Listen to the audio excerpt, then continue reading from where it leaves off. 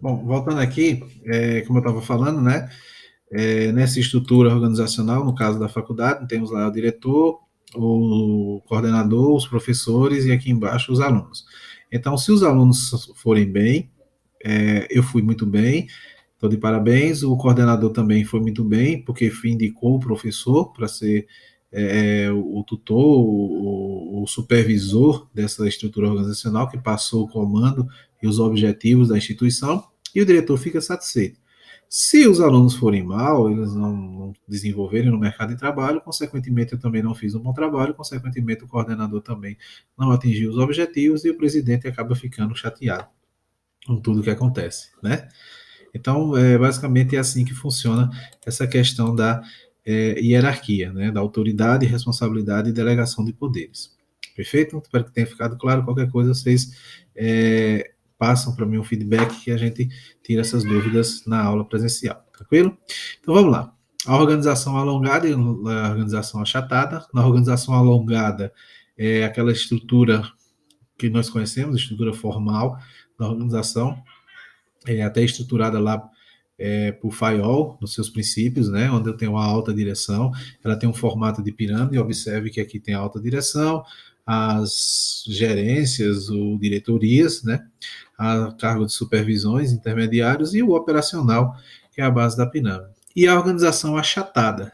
Essa organização achatada, ela delega poderes aos níveis, ou seja, ela traz todos os níveis, o nível mais baixo, os níveis baixos, a uma mesma estrutura, o mesmo nível organizacional, delega poderes para cada um deles, ou seja, quando ele traça aqui essa autoridade e responsabilidade, ela transfere para cada um desses essas autoridades e responsabilidades e não por níveis, de maneira mais achatada, e essas pessoas respondem diretamente, ou seja, atendem os objetivos no anseio da alta direção. Amplitude administrativa significa o número de subordinados que um administrador pode supervisionar. Uma amplitude estreita conduz a uma estrutura organizacional alta e vice-versa, né? A tendência atual é achatar essa estrutura, né? Ou seja, as grandes organizações, elas trabalham hoje buscando achatar essa estrutura organizacional. Centralização e descentralização. Quando o indivíduo no topo possui a mais alta autoridade, é no caso da centralização. A centralização em si não é boa nem má, depende da circunstância. Professor, eu não entendo, ficou um pouco confuso. Como é que as organizações estão buscando isso aqui? E o senhor disse que a centralização ela não é boa, mas também não é ruim, não é má. Vai depender da circunstância. Se eu descentralizo aqui de uma forma mais achatada, né, faço uma descentralização, ou seja, transfiro a responsabilidade para os níveis, esses níveis, não seria bom e não teria o lado perigoso, é justamente onde isso bate, né? Ela pode ser boa, certo? Porque ela delega poderes, ela dá valor às pessoas, dá responsabilidade e autoridade às pessoas, porém essas pessoas passam a ser responsáveis por os seus atos. E aí, dependendo da situação, você vai ser obrigado, né, dependendo da estrutura organizacional, ter que desmembrar ela para uma estrutura mais alta. É o caso de, por exemplo, na nossa indústria de gesso. Daria para, dependendo do nível de escolaridade, não menosprezando nenhum tipo de mão de obra, mas eu não tenho como delegar responsabilidade, eu transferir poderes para uma pessoa, um funcionário do chão de fábrica. Se eu delegar poderes para eles, dependendo do nível de intelectual, nível de escolaridade dele, ele vai usufruir isso de maneira errada e vai acabar causando um problema organizacional, ou seja, na alta direção, vai influenciar diretamente no objetivo da empresa.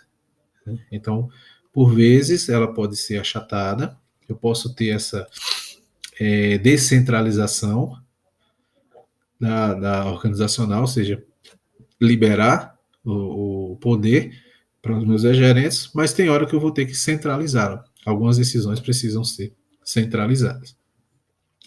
A teoria clássica de Fayol defendia a organização linear com a centralização do poder, que é o caso que tem aquela estrutura mais alongada.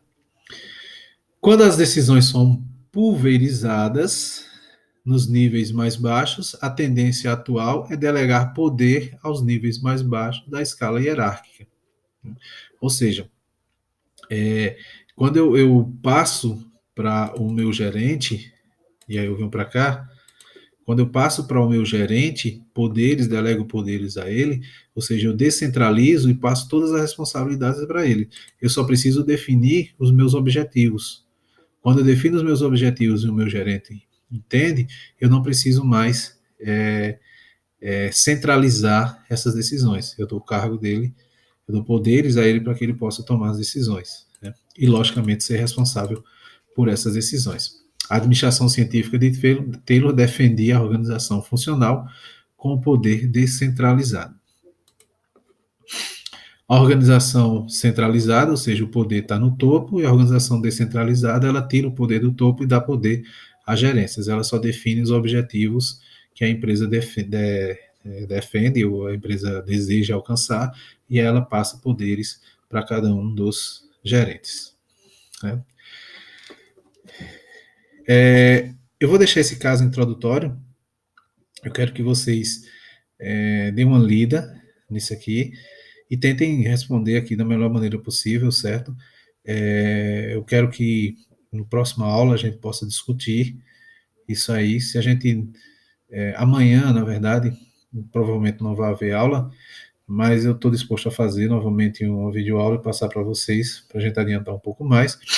Haja visto que semana passada não tivemos aula, né? Então acaba que fomos um pouco prejudicados. E para não atrasar, eu quero que vocês façam esse caso introdutório aí e para a gente discutir assim que a gente tiver uma oportunidade, certo? Beleza, pessoal? Espero que vocês tenham gostado. Amanhã a gente posta mais alguns vídeos e, se Deus quiser, acho que acredito que até a próxima semana já tenham resolvido todos esses problemas, beleza? Falou, galera. Obrigado aí mais uma vez por tudo e uma boa noite a todos.